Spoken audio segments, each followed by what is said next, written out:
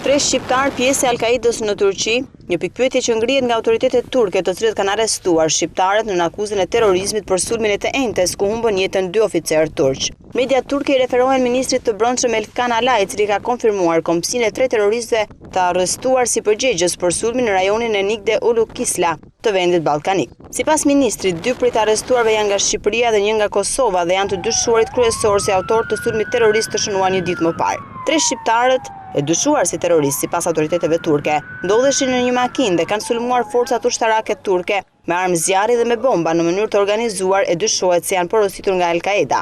Sipas këtij sulmi, një oficer i ushtrisë dhe një polic humbën jetën, ndërsa 5 ushtarë mbetën të plagosur. Media turke bëjnë të ditur gjithashtu se cila ka qenë dhe skema e këtij krimi.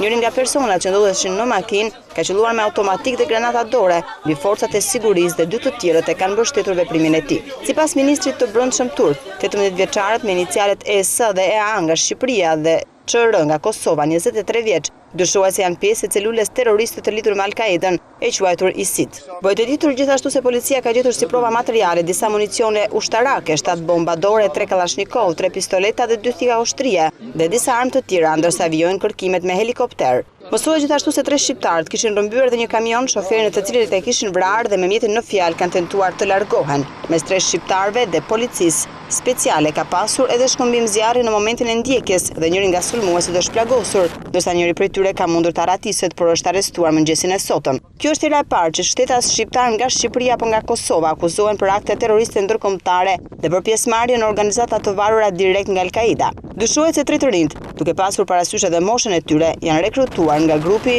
nëpërmjet lidhjeve të tyre në Shqipëri dhe Kosovë dhe i kanë përgatitur për disa kohë për të kryer sulme të tilla terroriste në Turqi.